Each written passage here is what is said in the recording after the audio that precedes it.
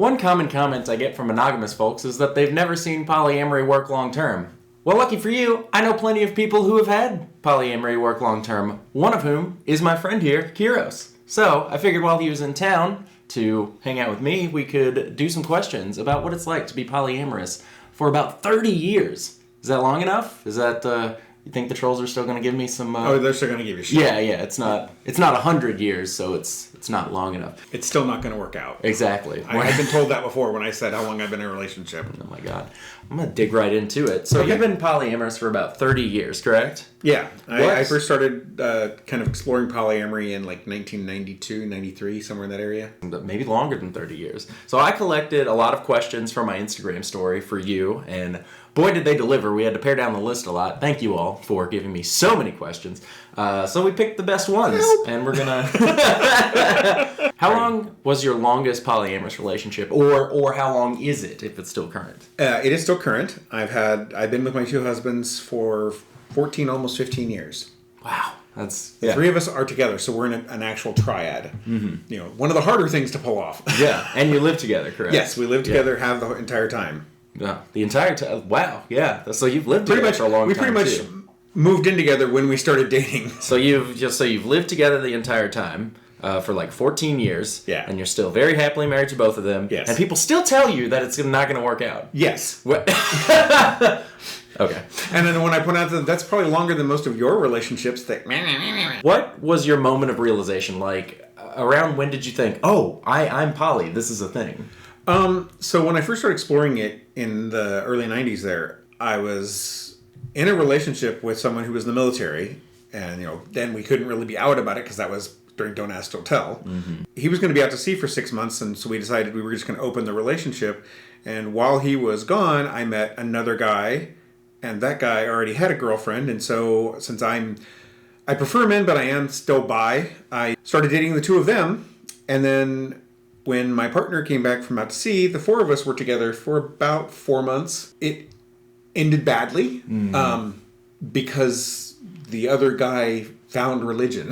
Oh boy. And just dumped all of us. Didn't speak to us at all after that. So were the three of you together after that for a while? Or? No, it really kind of just wrecked the whole thing because he was kind of the person that had brought us all together. And so when he dumped out, everything else just kind of drifted apart. It wasn't like it instantly broke up. It just kind of slowly drifted apart. I've had relationships like that. Well, that's a shame because it seems like it was a little bit of a smooth transition in. It was. And then a train wreck out. It was definitely, I mean, he went on vacation, had I'm sorry, this is a thing if you've ever seen Book of Mormon, a spooky Mormon hell dream that said he was going to go to hell. And he talked to another friend of ours, and she told him, oh, you need to get right with God. Took him to her mega church pastor. And then he was not allowed to talk to us anymore because we were Satanists. How have your poly relationships evolved over 30 years? In the early days, I didn't live with any of them. And we were just dating and kind of seeing where things went. The next couple of relationships I had that were poly were a situation where we went actively looking for a third, and looking back, I can see that, we were actively looking for a third because our relationship was not the greatest. This current relationship kind of just happened. We weren't really looking for anybody, and David and I had been together about a year, and we had a friend named Scott, and the three of us were real close friends, and then close friends turned into playing around together, and then at a certain point we were planning a vacation together, and I looked at David and said, I think we're dating him. That's pretty cute. And David goes, yeah, I kind of think so too. And so he approached Scott and said, so we think, and we talked about it for a little bit between the two of us, like, do we want to do this? Mm-hmm. And, he knew I'd been poly before. He hadn't. And we're like, okay, well, let's give this a shot. And so he approached Scott, and Scott's like, oh, good, I felt the same way, but I didn't want to cause trouble between you guys. Oh. So we decided to give it a shot, and here we are almost 15 years later. That's adorable. And it happened so organically, it sounds like. That's amazing. See, that's what I always, and I know that I always tell people that, like, when people are, like, searching for a third or, like, looking for a triad, going straight for it, I'm like, just let it happen organically. It's the same thing as when even a single person's looking for a relationship. If you look that hard, you are so either desperate or you're so needy because you want that so bad that you tend to drive people away. When you're just like, I'm comfortable with who I am, and I'm looking for someone else to have fun with, not necessarily someone to complete me, you tend to find the right relationship. We were doing great with us, and it It just happened. Yeah. And I kind of relate to that. I don't label myself solo poly, but I do relate to solo poly in the fact that I am complete in myself. I don't need someone to complete me or whatever. So I like that. Yes. I like that aspect of it. I really relate to it. What would your advice be to yourself 30 years ago? Probably to not take everything so seriously, not get so bent out of shape when things go south. Just let the relationships flow like they need to flow, and don't, because when one of the relationships ended, I was really broken. He wouldn't even talk to us, so we couldn't get any resolution to anything. It was just, he went away on vacation, he came, we knew he'd come back, but he wasn't talking to any of us. 3 months of no answers. Yeah. And so my advice to my younger self would be like, just let it go. Yeah. Yeah. Because I obsessed for months trying to find him, trying to figure out what happened, and then blaming myself, blaming, all the recriminations and all this kind of stuff. What did I do wrong? Could I have done something else? Because he tried to call me and I didn't answer because I was at work. Mm-hmm. So if he'd gotten a hold of me instead of the person who sent him to the megachurch, would things have been different? I don't know. Yeah. But I'm happy where I am. So yeah. In the end, it's weird. Are you saying that patience makes for good relationships? Yes. Wow, I never would have thought. What is something you struggled with a lot to start that got much better over time? Jealousy. Definitely jealousy. My first relationships, 2 of them lived closer to each other. I lived almost an hour away from the other 2. And so they would get together all the time. But for me, it was a long trip to get down to, because I was living in the Seattle area. I lived in Everett, which is north of Seattle, and they lived in Tacoma, which was south of Seattle. So for me to drive visit them was an hour. For them to visit each other was a 5-minute drive. So they got to hang out all the time, and I had serious FOMO about, oh, well, they're getting to hang out tonight. I can't do it because I have to work tomorrow, and that's an hour there and an hour back. Yeah. And gas money and everything else. And so I only got to see them on the weekends, but they got to hang out all through the week. And so I felt I was so jealous, but looking back, I can realize it was more FOMO. I just felt like I was missing out on everything that was going on. I wasn't so much jealous of them spending time together. I was jealous of not getting to spend time with them. And I've noticed in my relationships that sometimes I'll find myself getting FOMO for things I don't even necessarily want. It's more of being with the people than actually wanting to do the activity. And I've experienced myself and heard from a lot of people like, oh, they're doing this thing and I want to do this thing. But for me, I think to myself, well, did I ever express wanting to do that thing? Was that ever something? I could have done this the entire time. Why am I mad? Because it's not something that I, asked for.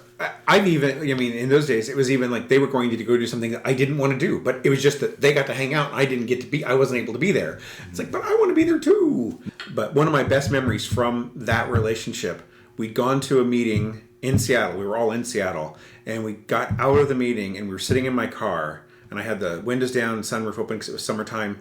And the song Comfortably Numb by Pink Floyd came on. And we all sang it together in my car. All 4 of us were in the car and we just sang together.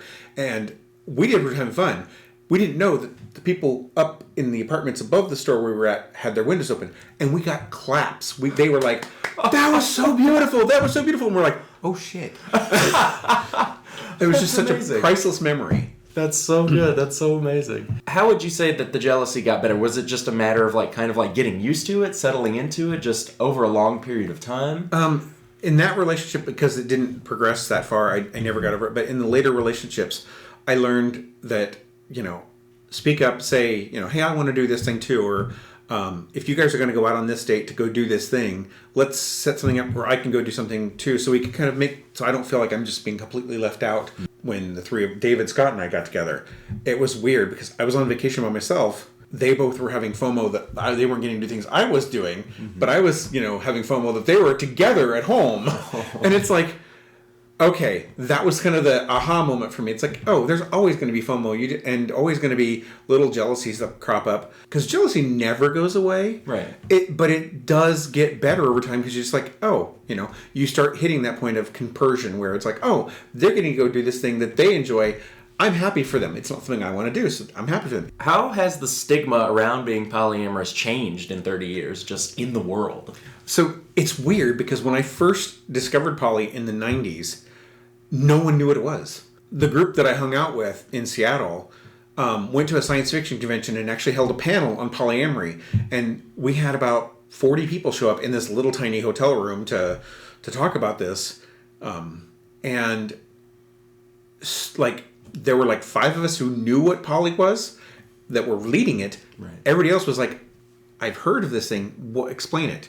And so it was, at that point in time, I'd only been doing it for a couple of years, and we're telling all these people, this is what poly is. And they're like, oh, that sounds cool. Oh, that sounds cool. And kind of giving them pitfalls and, good and the bad, watch out for things.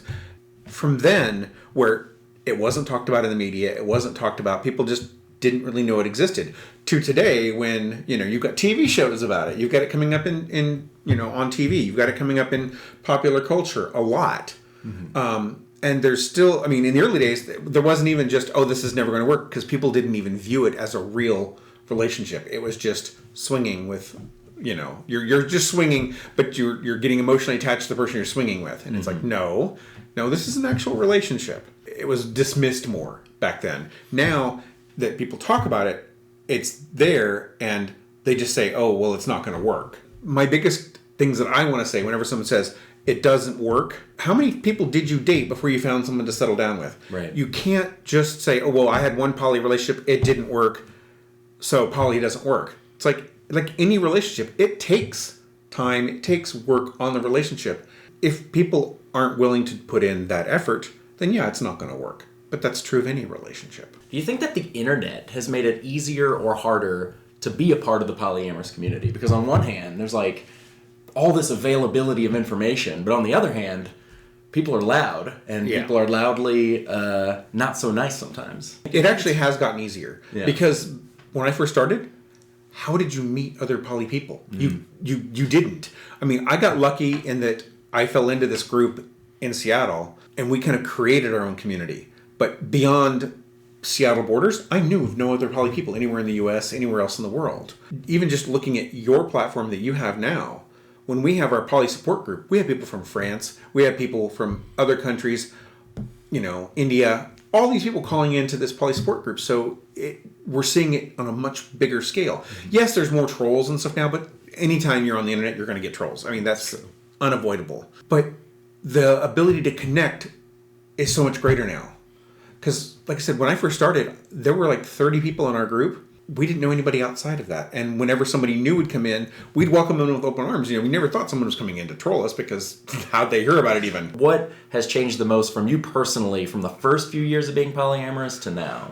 I'm a lot more comfortable in myself. I'm a lot more stable in myself. When I first started poly, I was very much looking for multiple partners to complete me, because I always felt like I was this jigsaw puzzle piece and I could never match perfectly with one person, so I needed multiple people to match with me. Now, I'm my own piece, and if I match with people, great. If I don't, fine. Because I'm comfortable in me now that I wasn't before. You have children, correct? Yes, I do. How's polyamory affected your children? So, it's funny, because in one of my earlier poly relationships, the guy I was dating had been married before and had a kid. And one night, his ex-wife showed up on our doorstep and just basically handed me the kid, a trash bag full of clothes and diapers, and they went outside and argued. And I'm sitting there holding this, 2-year-old kid. For the next 8 years, I raised that kid. That kid is my kid now. When my kid got older, I was still trying to be part of their life, even though when I split up from their dad, I tried to get custody because I knew neither one of them wanted that kid. Mm-hmm. And it did not happen. Mm-hmm. And so I just stayed in their life, and then as they got older, got on Facebook, I was able to reconnect and have more of a relationship with them. I flipped to Seattle multiple times after I moved to the Bay Area, would hang out with them, do stuff with them, help them out when I could. And then about 4 years ago, I think, 4 or 5 years ago at this point, they were in a bad situation. They'd come out as trans, and they were going to be homeless. And I went up to Seattle to help them find a new place to live, and realized, no, they don't need a new place to live. They need family. And so I called my husbands and said, hey, here's the situation. They need family, not a new place to live. And we have a guest room. Move them down. Not even a pause. No. My guys are great. It's been great that my guys have who both are gay men who had not ever thought they were going to be dads are suddenly dads. Yeah. And it's great watching them become dads. It's been great because their father and I were doing poly when they were little. So they've been around it since they were little, because the group we were involved in Seattle, when we do poly meetups, other people had kids too. So all the kids would play while the adults were talking and hanging out and doing stuff like this. So, I mean, it's always just been kind of natural to them, because for the 8 years we were together, that was part of their life. And now, my kid is poly. What would you say to people that would be like, oh, so you turned your kid poly? No, I didn't. I was, the early years, I had influence in their life from like 9 till 21. I had no contact with them. And they were living with their monogamous parents. So they had experience with both. They are who they are. I've always just been supportive because they're my kid. Besides communication, what's the most useful skill or action for happy relationships? Boy, besides communication. I know that's a big one. Compromise. Because when you have more than 2 people involved in any kind of decision making, whether you're in a triad or whether you're just dating multiple people and you're trying to coordinate schedules, being open to compromise and say, okay, well, I wanted to go do this thing with you on this date, but you already have plans, so let's work for a different date, or let's try and rearrange things so that maybe you change your date of the other date you were going on, because this is the only date this is available for the thing I want to do.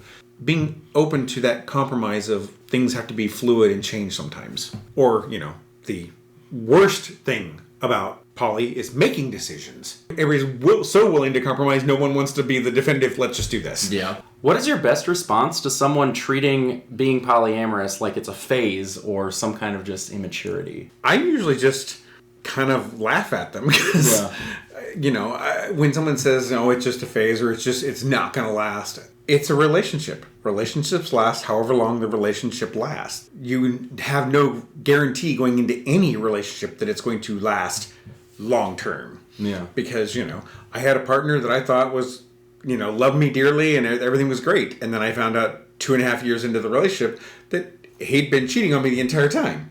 So, you never know. Relationships are relationships. You would never hear anyone ask if monogamy is a phase, right? Same thing with being gay. Is it just a phase? No, I was born this way. And for me, really, I've always felt a need to connect to more than one person. And you wouldn't just have one, I love one parent. You can love multiple people in other aspects of life. Why can't you love more than one person in your dating life and in your romantic partner life? At this point in the interview, I'd like to take a break to thank our sponsor. Hi, it's me. I'm the sponsor. It's me. If you haven't visited the Poly Ham Ham shop, that's exactly the reaction I was hoping for. This was not scripted. He didn't know this was happening. If you haven't been to the Poly Ham Ham shop in a while, I got pins, I got stickers, I got shirts. I have everything you can possibly want. I'm trying to come out with new stuff as often as possible. I have subtle designs. I have very obvious designs. So whatever you're going for, hit up my shop if that sounds good to you. I'm a client. Happy customer right here. I mainly wanted to do that bit to see, just get your reaction. I figured. I thought about it and I'm like, I don't want to tell him about it. What different arrangements, like polycule types, have you gone through the years, and did it feel like an evolution? Each relationship's different. Like I said, one of the first ones I had was we were all just dating. And there were different levels of connection between the different people in the group. I've had triads that just were not productive, and then I have my current one that is great. I've never really tried to label the relationship itself. The relationship is what it is. I don't try and figure out what is this relationship. It is just, this is the people I care about, and I'm spending time with them, and however that looks. Would you describe your relationship now as like a closed triad, an open triad? My current relationship, we are in a triad, and we've been together, like I said, almost 15 years. In that amount of time, we've had, to use our term, guest stars who have visited. None of us really have any relationships outside just the 3 of us. Not saying that I'd be adverse if they wanted to, or if I, met someone that I was connected to that way, that it wouldn't happen in the future. So you're very content with where you are. You're polysaturated. Not really. I mean, I'm open to the idea. It just has never happened. Like I said, if David or Scott found someone else that they were emotionally connected to, fine. I don't have a problem with them, going out and doing stuff with the people and maybe dating and whatever. I don't feel threatened by that. I don't bother by that. But it just never happened. Part of that is I'm the only one in the group that's really outgoing. That helps. The three of us, I'm super like extroverted. Yeah. David's kind of middle ground. He can be an extrovert, but he's also very much an introvert. And Scott's very much the introvert. Mm-hmm. So I'm the one that's most likely to meet somebody, and I haven't. I really, like I said, haven't really been looking for it. What have been the biggest learning hurdles with polyamory? Well, in the early days, it was learning what exactly poly was and reading lots of stuff from different people that were around then. Being part of this group with you, I've learned about books that have come out since I did all my initial readings. I'm like, oh, I didn't know that book existed. And then I've gone back and read, oh, wow, some people's ideas of things and definitions of things have slightly modified since the early days. There's not really a point where you feel like you've learned everything you can about polyamory. No. There's always something new to learn. So. Because as things, as time passes, definitions change, things change because there's more people doing it now, or at least it's more open now and more talked about. Mm-hmm. And so back in the early days, I only had 30 people that I knew that were doing it. So, we all talked to each other and we were all doing it very similarly. Mm-hmm. There may have been other groups out there that were doing it differently and we just didn't know them. Yeah. Now with the internet, those are all those places are connecting. So definitions are broadening as more people are bringing more information to the table. And I feel like I see people sometimes talk away about polyamory as if there's some sort of end, like some kind of polyamorous enlightenment, and that's really just not how it works. Like, again, with not how it works with monogamy either. There's no point in which you're like, I am perfect at relationships and nothing ever needs to change, right? But the thing is, there's a myth in our culture that does exist. Yeah. That, you settle down, you have the 2.5 kids and the white picket fence and all that, and that's what people think it looks like. I think a lot of people do at least kind of find out about polyamory because they start getting frustrated with that narrative of you're going to grow up, you're going to find the one, you're going to have a couple kids, people just start going like, why though? Like, I don't know if that's for me. And I think a lot of people at least find out what polyamory is kind of that way. How has your view of yourself changed because of polyamory? Honestly, the biggest thing about myself that's changed is that I'm a lot more comfortable in my own skin. I always felt really insecure in relationships before. This person's going to leave me. Even just in a mono relationship, I always felt like that person was going to leave me. My own insecurities. I was always like, oh, I'm not worthy of having a partner, so they're going to leave me. Getting into poly made me really do the work on myself to where it's like, okay, even if I am single, okay, I'm fine with being just by myself. I don't feel like, oh, I have to have this relationship to complete me, so therefore I'm not stressed about losing the relationship anymore, and I can just enjoy being in the relationship. You can love someone dearly and value your connection to people, and while at the same time knowing that you will be okay if that passes. A lot of people think if you love someone, then you should feel like you'll be not a whole person if they leave, and that doesn't have to be the case. You can still care for someone deeply and be like, okay, but if that ends, I will be okay. I will still be a full person. It'll suck. It's fine to feel bad emotions about it. It's not that you don't care. It's just that I can care for this person, and if it doesn't work, we've gone our separate ways. It didn't work out for whatever reason. And even if they're the one that chooses to leave me and I'm still in love with them, it'll hurt. I'm not going to pretend that it won't hurt. But I know that I'm comfortable enough in me that, okay, I'll be all right. I'll move on and I'll go on and it's fine. I can remember in previous relationships when I thought the relationship was over, I thought that was the end of the world. Mm-hmm. And granted, part of that was being younger, but also just I wasn't comfortable in me. I was scared to be alone. Sometimes I say that polyamory has made me a better person. Sometimes I think that comes off as me just being arrogant, like, oh, so you think polyamorous are just better than monogamous. I'm like, no. I'm saying that as a monogamist, I always thought myself quite a progressive person. Feminist, anti-racist, all the stuff. But when I became polyamorous, I still had to reevaluate my thoughts on masculinity, on misogyny, on internalized homophobia, stuff like that. And having to rethink that stuff about myself really did make me a better person. I'm not even talking about my relationships, right? Just the thought I had to intentionally put into things legitimately made me think about things that I had taken for granted as a monogamous person, and legitimately made me feel like I had progressed as a person. There was a book I read in the early 90s. It's called Understanding Homosexuality, and it was when I was still coming out of the closet. I was still trying to accept my sexuality. And there was a thing that it described in there that I've always carried with me since then. The overarching culture that we live in is the air we breathe. We don't see it. It's just there. It exists. Anytime you step outside of that air, you look at things very, very differently, and the world looks at you differently. So in being gay, it means that I see, like, I'm just have a picture of my partner on my desk, but you're shoving it in my face. Right. If I'm wearing a different religious symbol than the norm, not straight white Christian, then you're shoving it in my face. And I'm like, you're the one who wears your cross out all the time. You're the one who has the picture of your wife and all your kids all over your desk. I have one picture. I am not shoving anything in your face. I am just doing something you're doing, but it's not the air that you breathe, so it stands out as different. Yeah. Getting to that point really helped both in accepting being gay and the poly thing, because it becomes the air you breathe, but it's not the air they breathe, so it's like... Yeah. And they're choking on it. When polyamorous talk about their partners, it's shoving polyamory in their face. But when monogamous people talk about their partners, it's just existing. What is the maximum number of partners you've had at once, and how did you make sure that all of them feel loved? 5 at one point in time. That wasn't for very long, but it felt like juggling knives. Yeah. Because you're always afraid you're going to slip up and cut yourself. Yeah.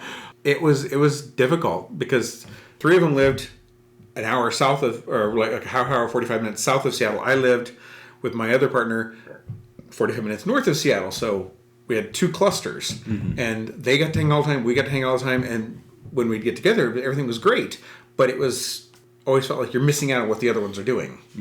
And so it was choppy, and we all worked a lot too, because we were in our early 20s. Yeah. So I had 5 partners at once at one point, and it was kind of early on in my polyamory journey too. And I thought to myself, I'm like, am I just doing way too much? But at the time, the different partners have different needs, right? Different needs of time and attention. One of my partners was very long distance, about 4 hours away. Other partners were, in the opposite direction, almost the same length of time. But it worked because certain partners didn't expect as much time and attention from me, and I didn't expect it from them, but we would still consider ourselves partners. Right. At the time, just because of how everybody functioned and what everybody wanted, it worked. What are some green flags in polyamory? Are there any specific traits that you look for in partners? Good communication skills, good compromise skills, and probably the biggest green flag is someone who is comfortable and confident in themselves. Yeah. Because if they're not comfortable and confident in themselves, they're going to have those insecurities constantly bubbling to the surface and constantly getting in the way, or at least a willingness to work on those things. Okay. Because even if they aren't there yet, you can see they're willing to work on it and willing to do the internal work of, hey, I know I need to work better on these, and we'll talk through things and actually communicate. Then yeah, but someone who's very guarded and I'm like, oh, I don't want to talk about anything. I'm that's never gonna happen. Especially, I would say that's not great to look for in a monogamous relationship. In a polyamorous relationship, it's so much worse because there's, all these different feelings and things that need to be communicated about, even if not feelings wise, like schedule wise and stuff like that. Someone who's not willing to talk in a monogamous relationship, it's bad enough because then you're constantly worried about what they're actually thinking.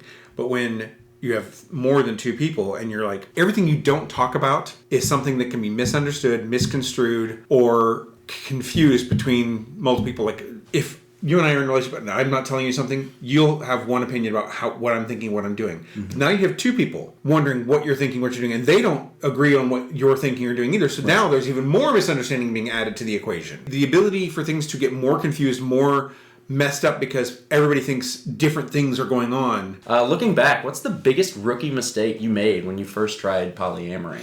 Trying to be too controlling. My first relationship, I tried to hold everything together when things were starting to fall apart, and I tried so hard to make everybody understand and try and read everything I could and find everything I could. And the more I tried to force things, the worse things got. How do your expectations of partners change through life stages, through relationship stages, things like that? When I was in my 20s, I was just looking for, someone to spend time with and to complete me. And I know that is so, like I said, I've already said how much I hate that, but that's what I was looking for. In my 30s, I was more, focused on who can I settle down and have life with. 40s, I was going through a lot of changes in my life, and that's when I met my current guys that I'm with. And it was, I just wanted to be happy. I stopped trying to factor for an end result and just was like, I want to be happy today. And once I did that, things got better. Yeah. You can plan for the future a little bit, but don't be constantly obsessed about the future. Thank you so much, Kiris, for joining me and being willing to answer questions. Oh, Because happy to. I feel like this is very helpful to a lot of people. And thank you for forcing me to get my damn setup figured out, because that was a whole task in and of itself. Yeah, that took way too long. Way too long. Like, you're leaving in what, like 3 hours or something? Like, 2. 2 hours. He's been here for days, and I finally got the setup done to where we can do this. But yeah, thank you for doing this interview, being on my channel, and being willing to share all this with us. Happy to. And I'm looking forward to seeing this and see how bad you edit me. Yeah, horribly. Thank you so much for enjoying the video. I know this one, there were some weird audio issues, and I know I was blurry for like the last half. You know what? It's a new format. I'm still working out the kinks, so thank you for being patient. If you liked this format and you want more of it, let me know in the comments. I hope to do more of it. I do also want to continue with my short, more bullet pointy videos. I have a couple of rough scripts already worked out. I'm balancing a lot of projects right now, so I know my releases have been a little slow, but I'm working out my groove, so hopefully I can be a little more consistent. So if you liked this video or any of my other ones, hit that subscribe button and the bell icon to get notified. Thanks so much.